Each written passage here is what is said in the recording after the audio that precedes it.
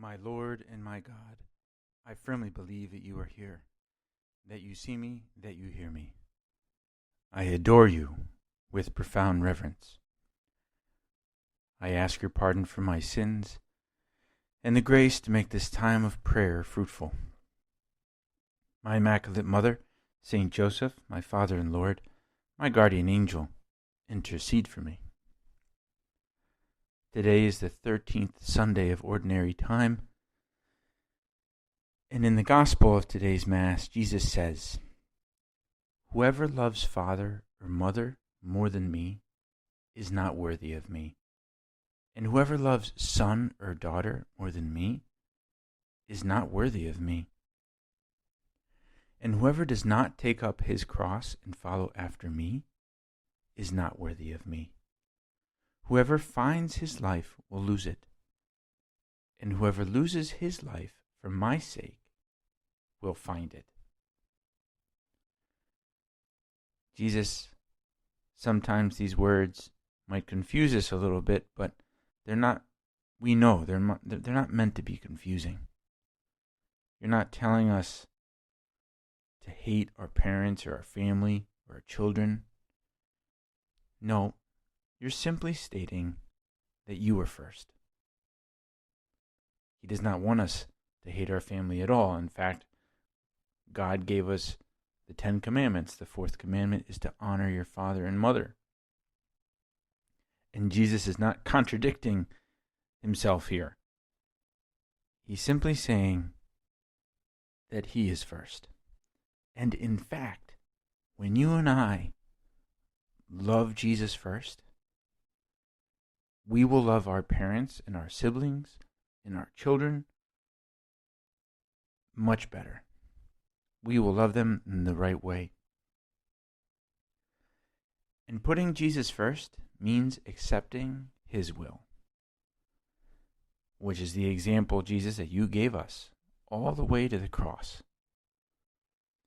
And so the acceptance of God's will, the daily acceptance of God's will, includes the daily cross.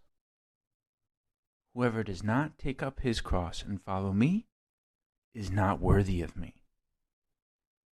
Jesus, give me the strength to see and to accept the cross that you send me.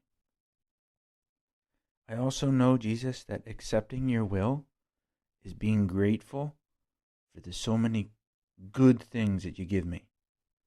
A beautiful day, great conversation with a friend or with a sibling, the conversion of someone close to me, maybe in a big way or in a small way, but they get closer to you.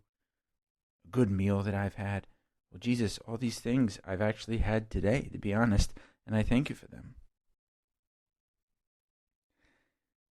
And so daily acceptance is going to be being grateful for the good things that come our way, and also accepting the cross, accepting the situation that I'm in right now, and trying to take it, to embrace it as well as I can, with all its imperfections and difficulties. There's a man who I think is a wonderful example of this. His cause for canonization has begun, and his name is Cardinal Van Thuan, a Vietnamese cardinal. He was imprisoned by the communists in Vietnam, and he wrote a book called 5 Loaves and 2 Fish, in which he tells a number of anecdotes about his imprisonment.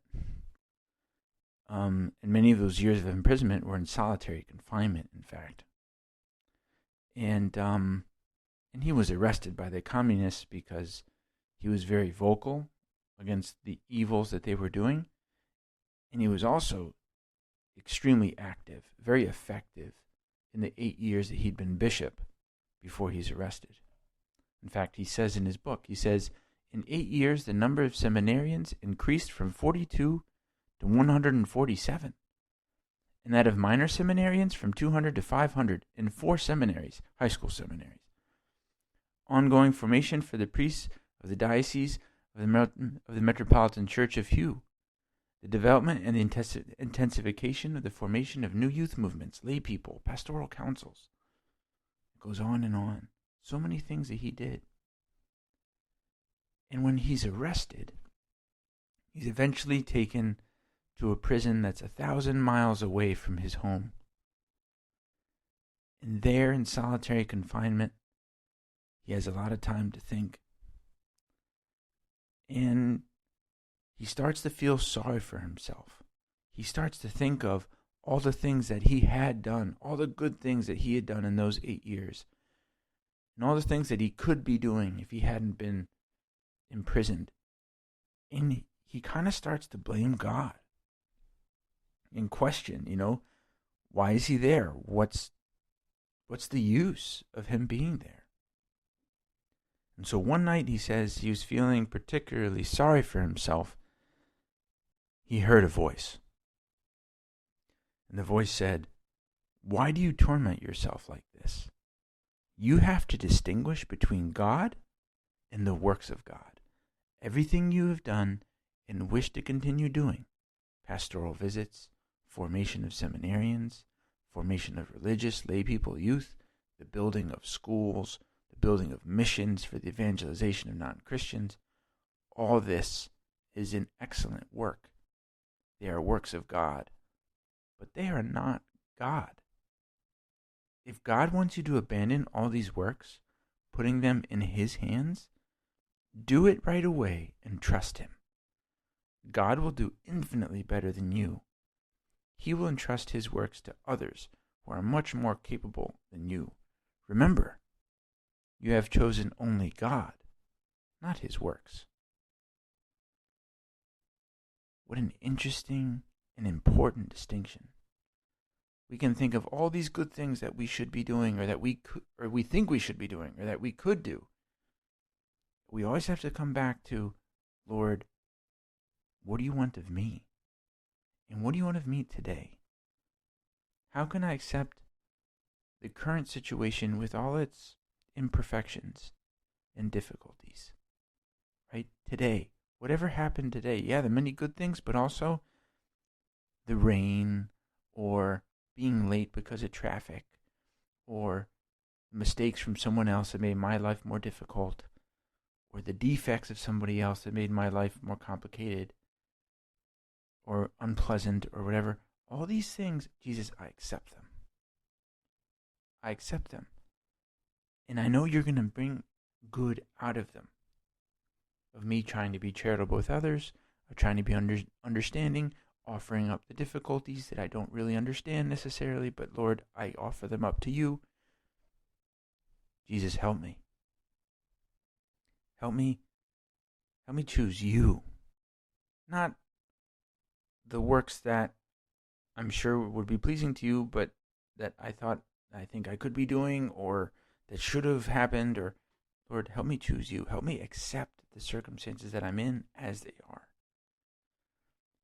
Because one of the great frustrations in life, if we let it happen to us, will be rebelling against the imperfect situations that we're in and getting angry at them, getting angry at God, or getting angry at others. And then we go through life bitter. We don't go through life with a smile that way. Jesus, help me choose you. That you want me here, not elsewhere that I might imagine might be better.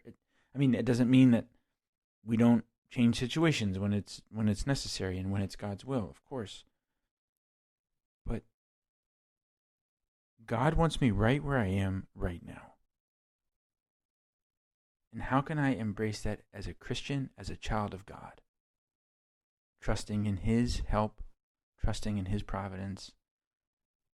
And they're saying, where God wants me, right here, right now, I'm going to try to be cheerful. I'm going to try to spread joy. That's the Christian life. That's the example of Cardinal Van Thuan. And it might be worth looking him up and reading his book. It's an excellent book. I think everyone would like it and get a lot out of it. We turn to our Mother Mary. Mary, help us. Help us say the same words that you did, right? Let it be done unto me according to your word. That's what she said to the angel. Let God's will be done, whatever it might be. And Mary, help us choose God, realizing that God wants me here and now and not elsewhere, and accepting his will today, in the here and the now. I thank you, my God, for the good resolutions, affections, and inspirations that you've communicated to me in this meditation. I ask your help to put them into effect.